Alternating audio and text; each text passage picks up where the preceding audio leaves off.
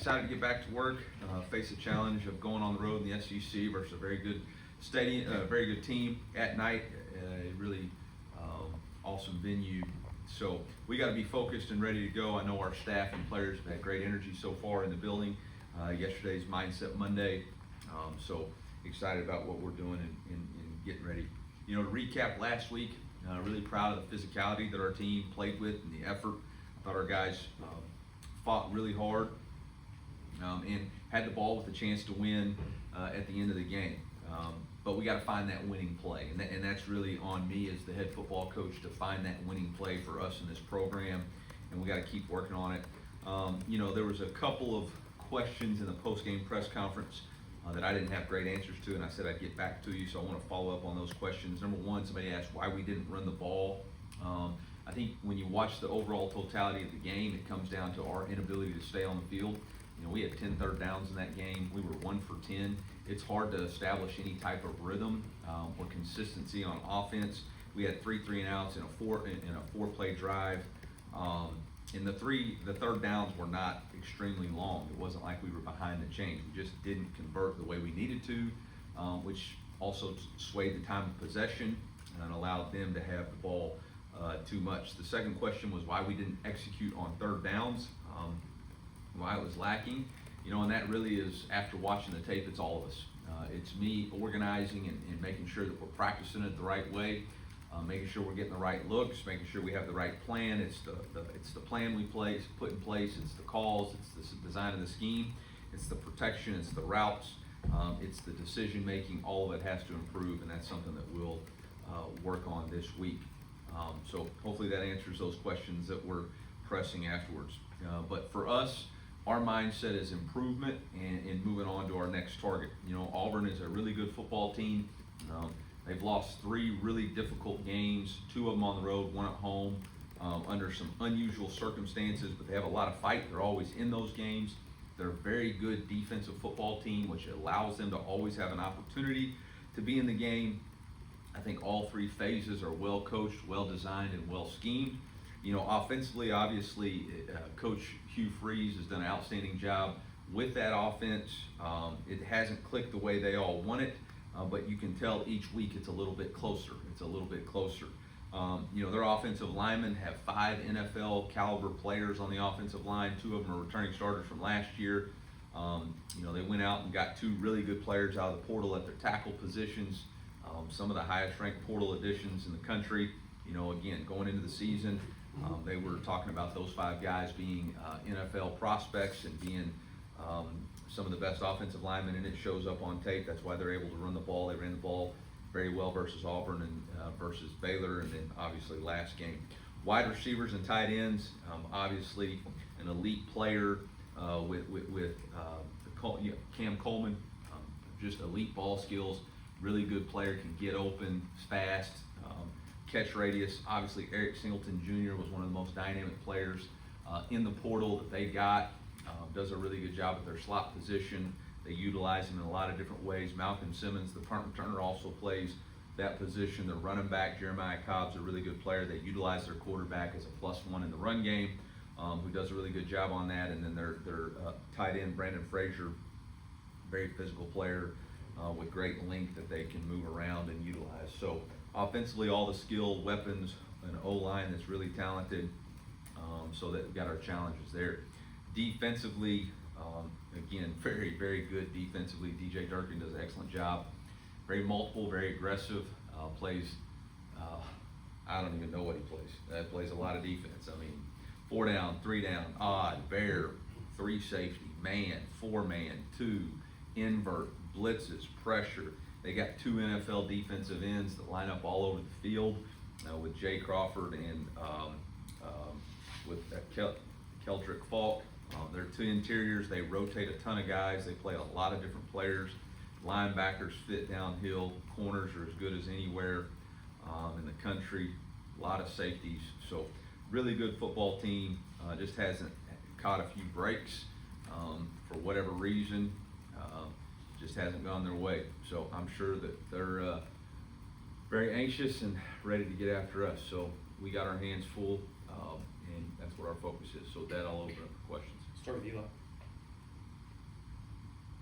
Yeah, Coach, just with going on the road, you talked a few times with not being happy how that first road game went last year. Is there anything you're doing different, maybe logistically, going into the first road game this year? Yeah, this isn't the first road game. We took our road game in August, so we're prepared for it. We went on the road in August. We know what to expect. So yeah, we're not gonna have that as an excuse. Gabe. Eli, are you comfortable with the amount of downfield throws you guys have attempted, through 6 weeks, and is that something that has been open, or teams trying to take that away? I think that's something that you're always looking at. Are we taking enough shots? Do we push the ball vertically enough down the field? Have we been efficient at it? In the game, we obviously Donovan caught 2 big vertical throws, had a few missed opportunities there. So something to look at, but again, it comes down to 1 for 10 on third down. You can't design verticals if you can't convert third downs. So it really comes down to those execution numbers as much as anything. Calvin? Yeah, from this weekend and through the first 6 weeks, how would you assess Bo's ability to go through his progressions and read what's in front of him? Yeah, I think Bo's done some really, really good things, and I think there's things that Bo is continuing to grow and develop. I think, again, playing quarterback in this league and playing quarterback in general is a growth process, and every rep is an opportunity to improve, and that's what he's doing. He's played well enough for us to win 5 games, and we had the ball last drive of the game with an opportunity. There's always going to be growing pains with a first-year starting quarterback, and so the expectation for Bo to be perfect is unrealistic, and regardless of what anybody else's expectations are, I'm very proud of the way he's played. I'm very proud of the composure that he's shown. I'm very proud of the toughness that he's displayed, and I think he's only getting better and better. And I think about, shared with him last week, or not last week, yesterday. There was a lot of questions about Brady Cook's ability to lead late game drives. I think he put all of those to bed his final 2 seasons as a starting quarterback. So you kind of got to allow guys to grow into it and not expect that the first time anybody shows up to anything, they're going to be perfect. Bye. Just related to that, on that drive, did you see anything specific that is his best teaching point in terms of how that drive played out and how it was the whole drive? Which on the last drive? Yeah, last drive, obviously a really good play and decision on the 4th and 7. Gave Donovan a chance, made a play, got us to first down. Inefficiency on first, second down forced us into a third down. I think we had a pre-snap read that we thought the seam was going to be open. The seam got knocked off target. That was our first read. We didn't really react to the post-snap disruption of the read and put a throw in there a little bit high. Can clearly see what he was thinking pre-snap, and anybody in the world can coach it after the snap or after the fact, but that doesn't do anybody any good. So learn from it, move on. and related to that also, what have you thought of as sort of the most useful messaging to the team from that game in terms of coming down to that, but all the plays along the way? What is now? Yeah, like I said in the opening press conference, we got to find the winning play. We just didn't have the winning play. We had opportunities. I think there were a couple of critical moments in the game that we didn't have the composure that we needed to make the winning play. Whether we're talking about penalties, whether we're talking about allowing them to be 4 for 6 on third downs, 4-point plays in the red zone. We had one before half that didn't convert. They had one in the second quarter on a 3rd and 12 that they converted. We had 2 4th downs on the last drive of the game that defensively we weren't able to get off the field. We had 2 turnovers in the 4th quarter. Those are things that aren't going to win you a game, and yet with all that, we had the ball with a chance to win the game. And my challenge to the team and everybody is refuse self-pity, and I would encourage everybody else to refuse blame. All right, it doesn't do any good to be CD at all. If we can get it done, we move on. I know it's nice to build stuff when your team is winning, obviously, but how much do you measure and gain from your team's response to its first loss? Yeah, you either win or grow. You either win or grow, and that's been our mindset. You win or grow. That's it. You win or grow. A warrior knows there's always more battles to fight, And if we sit here and worry about this stuff, like all these questions, ask me about Auburn. We can't do anything about last game, all right? We're focused on Auburn. We're focused on Auburn. And all these questions are just to assign blame to somebody so we can feel better about, oh, we identified why we lost. We lost because I didn't get it done as the head coach. I couldn't find that winning moment for our team. That's my responsibility. My job is to make sure our focus and everything else is on the next opponent, which starts with Toughness Tuesday today and inside drill. Down front.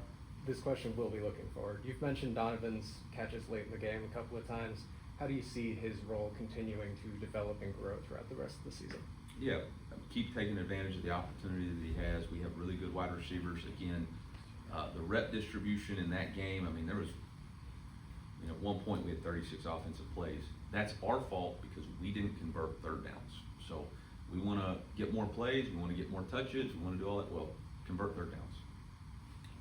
Middle here. One thing you've often said after defeats is learn the lesson, leave the event. Yep. Just out of curiosity, where did you get that from, and why do you think it was important to implement here? I think it was the Cleveland Guardians manager. I don't know if it was 2 seasons ago or something. He referred to it after a game that they had, and I thought it was incredibly important as a competitor to understand that. I think too many times we let the weights of outside influences, especially now more than ever with social media, it gets you in just this revolving door of seeing the same things, and you got to move on. There's nothing you can do about the past. You can only learn from it. So learn the lesson, leave the event, keep moving forward. Again, I can't wallow in self-pity. No one's coming to save us. Nobody feels sorry for us. Auburn sure don't give a damn about us losing the game. They would prefer that we sat here and answered questions about it. They want to know, keeps us from being distracted or focused on them. So, Right next to him. So, Eli, going forward with the offense, how do you talk about getting that more in rhythm? How do you, what goes into that from both play calling and execution? yeah, practice. We got to practice it better. We got to make sure that the schemes that we're designing, that our quarterback's comfortable with, and our players understand the details of it. We obviously had a miscommunication between the wide receiver and the quarterback on the first interception.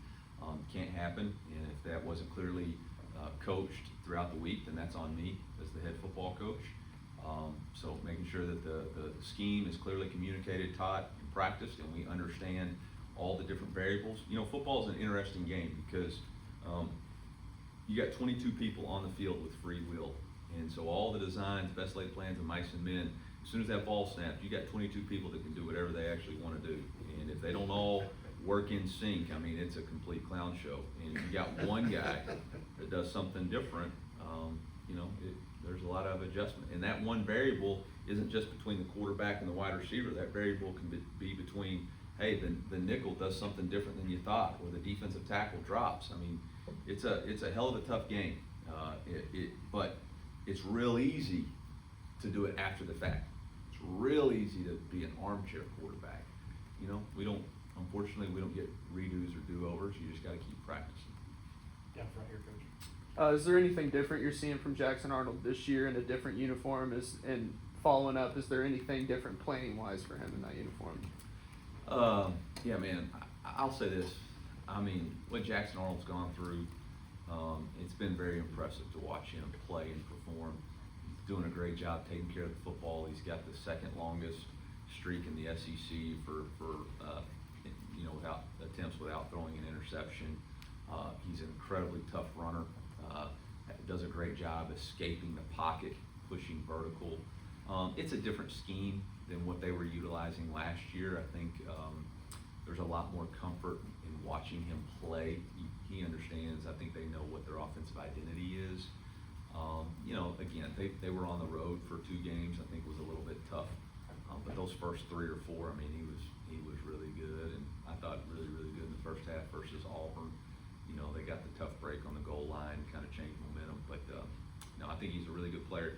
Yeah, the way you defend him is a lot different, just because the scheme design is totally different. Last year there were some holes in what they were doing schematically that we were able to kind of take advantage of. Those holes aren't the same. We're learning recently that Auburn is now going to be without one of their season. How do you approach that in terms of you boasting one of the best rushing defenses in the league right now in college football? So how do you attack that? Yeah, I got problems of my own. You know, I'm not worried about anything going on with their team. I'm worried about the issues I got, which are, you know, third downs and vertical throws and all the other stuff y'all pointed out to me today that I had no idea I gotta go back and worry about, you know, so. 2 or 3 more, we'll start with Cody. 9 fumbles this year, that's a lot. You've only lost 1, but maybe what's the message in terms of ball security? Yeah, unacceptable. Again, it goes back to, we were 1 play away, but when you watch the game, man, like, we didn't play our best, and that's on me. I mean, we had balls out on the ground all over the place. Yeah, so we gotta clean it up. We focus on it, but it's gotta translate. It's gotta translate. You know, you can be as good as you wanna be yards after contact and making the first guy miss, but if the ball comes out, you ain't touching it no more. So, Yep. on the road, you can't turn the ball over. Go ahead and here, and then Gabe. Coach, Keegan Trost was someone who seemed to establish himself very quickly in the spring as the starting right tackle. Just now through 6 games, how would you evaluate how he's played? Yeah, so far so good, you know, so far so good. Wrap up with Gabe. Eli, you talk weekly about blocking out distraction, both for you and your team, with coaching moves happening earlier and earlier. How do you compartmentalize, like, all the rumors and all the talk and the fact that your name will pop up various places? Yeah, you know, I kind of referenced it this. I got problems of my own, you know, and I think the number one issue right now amongst college football is the noise that's associated with people's programs at all points of the season, whether good, bad, or indifferent. There's no such thing as journalistic integrity on social media. There's just wild, outlandish reporting. And anybody's name, I'll bet every sitting head coach has been listed as a candidate for some job so far.